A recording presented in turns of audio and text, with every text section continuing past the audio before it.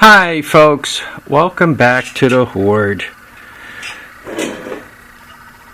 We've been in like this rainy cycle where every day it like rains for 15 minutes and it stops for 45 and it rains for 15, so it's been hard to get much of anything done. And I had a lot of fun with all this carnage,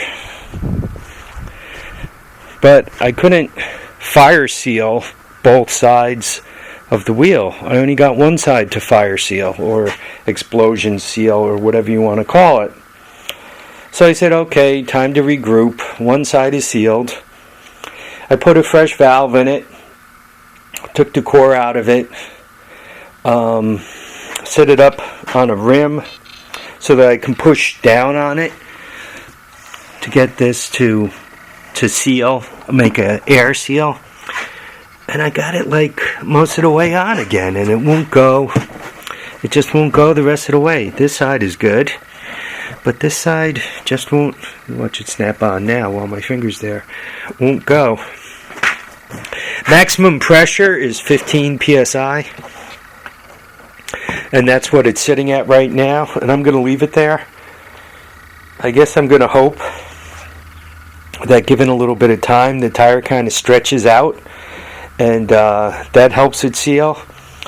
And I'm figuring as the tire stretches, probably the air pressure is going to go down, so I'll have to pump it up to 15 pounds a couple of times.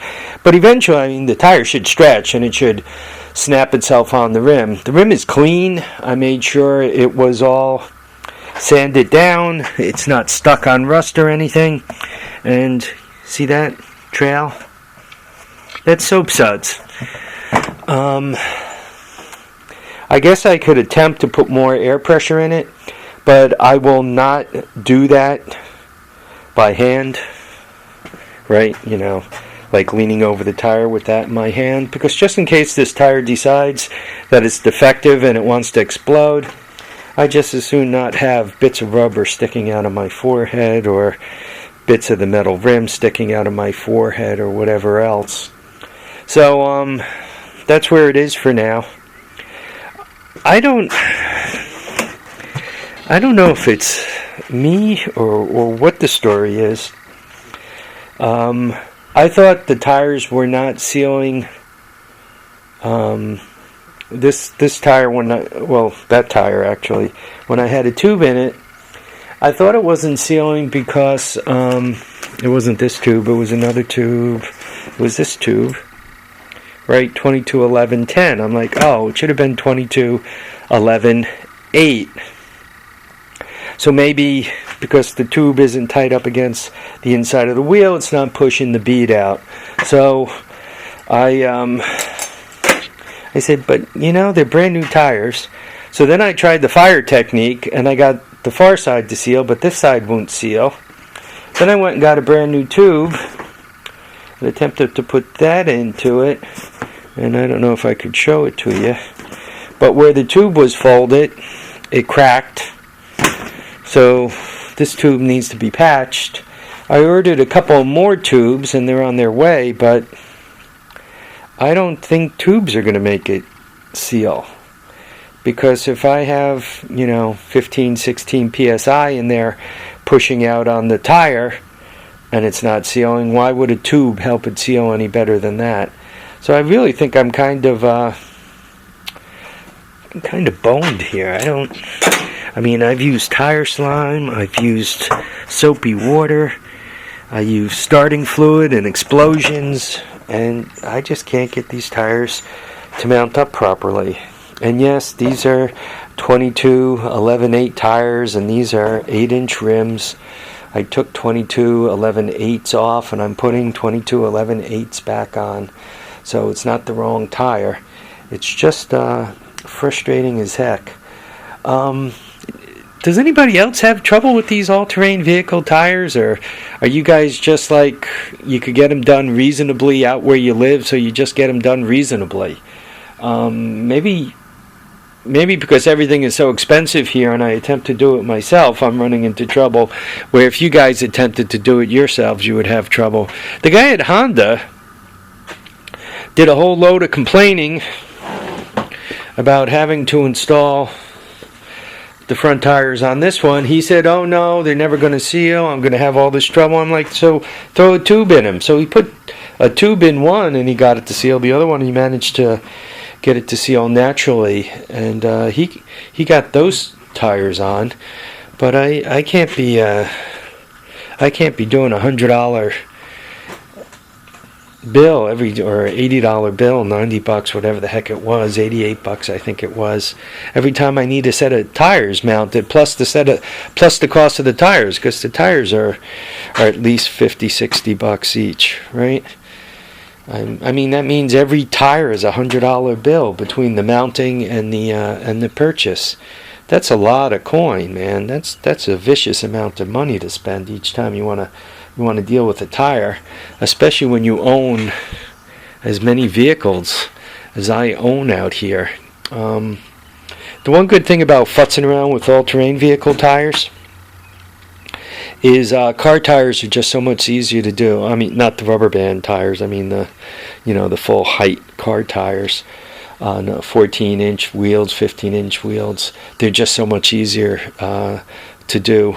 As you're starting to get into 16-inch wheels, normally the tires are getting smaller, and you got to fight with them again. But 14 and 15-inch tires are just so much easier to deal with than these, 8-inch models. I don't know, guys. Let me tell you everything I've done, and you guys could tell me if I missed anything. I've tried the flame technique with starting fluid, and I got one side sealed. I tried the tube technique on this one and had trouble with it. I tried the tube technique on this one, and it wouldn't fully seal, so I took the tube out of it, and I aired it up, and it sealed by itself fairly easily. So I'm like, oh, that's cool. All I have to do is grease them up, air them up, and they'll go right on. No such luck. I don't know if they're this tight. Maybe should I use grease? Should I break that bead and just literally hit it with a load of grease? Will that do it? Just axle grease, right? You slime it up. I've used the tire slime, the stuff you get in the gallon can that's kind of like snotty. I've tried that and it didn't work, particularly on this guy. So I used the flame technique, I used the tube technique, I've made sure the wheel is clean, I've overinflated it.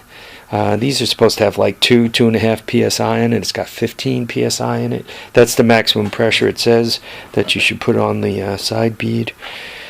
I'm really at a loss. I don't know what the heck to do to get these tires to actually go on the rim.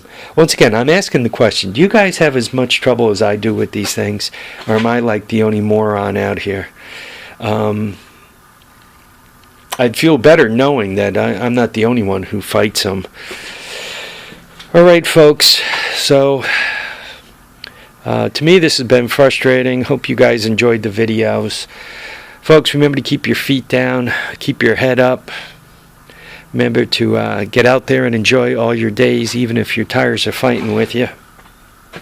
I really want to get this thing on all its tires because I want to start working on this, and it's a lot easier to work on that when I could just roll this thing around and out of the way. It's kind of a pain in the neck when you got to futz around with getting air in the tires or dragging it around on dead tires. That's also when you kind of break things because you're kind of like unnaturally using the handlebars, or you lean on the fenders, you're trying to move them or something. That's when things actually break. These things are meant to be moved around by their own engine, or they're meant to roll around on their tires. They're really not meant to be manhandled by the handlebars and everything else. Some bikes take it better than others. This could take some of that. That guy there, if you actually manhandle it, especially given the long length of this pipe here, if you're out manhandling it, dragging it about, you'll bend this. And let me give you another hint. If you go over a nice heavy ramp and put a lot of pressure on it as you land, you'll bend them too. Alright, I guess that covers it. Folks, thanks for watching, and thanks for commenting and subscribing. Remember to keep your feet down, keep your head up, and please get out there and enjoy all your days. Bye now, folks.